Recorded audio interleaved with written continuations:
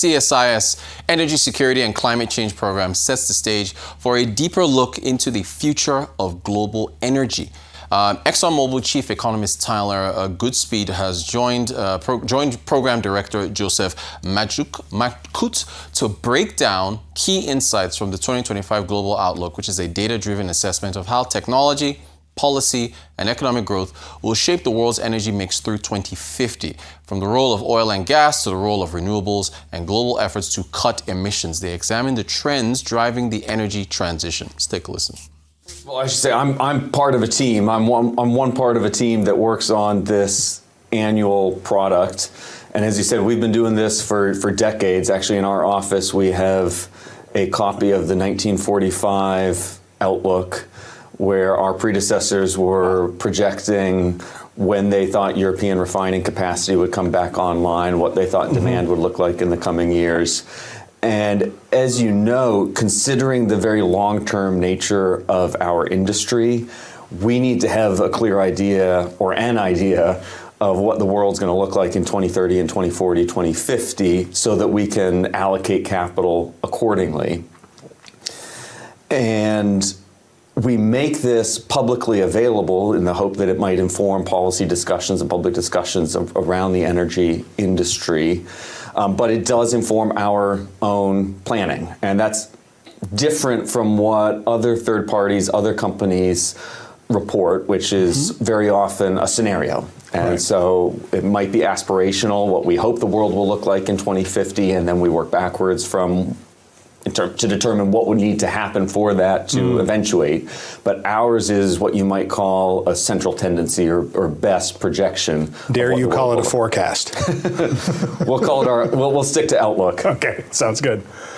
And in this Outlook, what are they, what for this year has really changed? What are you seeing in the numerous trends going on around the world with respect to technology, economic growth, that really stands out to you and the team?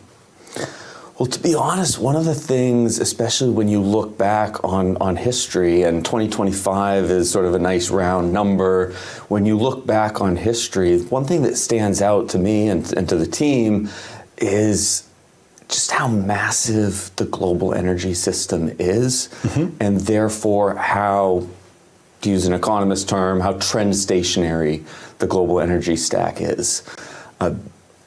Events have happened over the last 10 years. We've had a lot of technological changes. We've had a lot of policy changes. We've had a lot of economic and geopolitical shocks. And yet, if you look at just a graph of the global energy stack, it is remarkably faithful to trend. And you've brought up a graphic to show. Maybe we can call that up. You can walk us through it, and we can talk about some of the details. Sure. Yeah. So this is that global energy stack going back to 2015. And when you think about everything that's happened since 2015, December 2015, we had the Paris Climate Accord. That prompted a lot of national climate aspirations. You have China Net Zero 2060. You have the European Union's Green New Deal. You also have a lot of changes in the global energy supply mix. So if you think back to before 2010, the U.S. was a net importer of oil and gas. Production was declining. But then in 2016, the U.S. becomes a net exporter of LNG. In 2018, the U.S. becomes the world's largest producer of oil and gas. And largest producer of oil specifically. And in fact, now you have the three largest producers of oil in the world are the Russian Federation, the Kingdom of Saudi Arabia, and the state of Texas. You also had the formation of OPEC Plus over the past decade.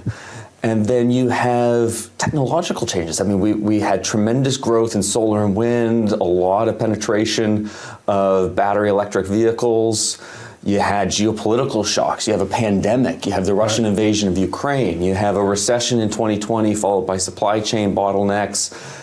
And yet, if you look at that graph of the global energy stack, despite all that going on, that is very smooth along trend. So sometimes what we hear or you read about is the sort of this last couple decades having been a period of energy addition rather than energy transition.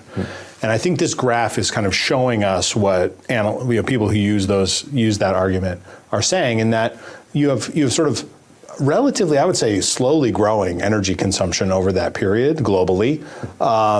But a lot of the, everything that you were adding, whether that's like solar and wind or increased use of natural gas, you're not seeing globally the same dynamics that we've had in the United States or they're having in Europe, where you're displacing, for instance, coal with natural gas and renewables. Is that kind of roughly what you think? Well, we have seen a lot of additions to the global energy stack. Right. And the growth rates for solar and wind have been very impressive. Mm-hmm. And you see that in the headlines. And yet, despite that impressive growth, BEV and solar penetration really only reached 1% of the global energy stack in 2022. Right. Mm-hmm. And they're now a little bit over 1% as of 2024, a little bit over 1% for solar, a little under 3% for BEVs. So I think that just really points to how the scale of the global energy system, yep, the long-lived nature of a lot of these capital investments and the supporting infrastructure, and therefore why this can be so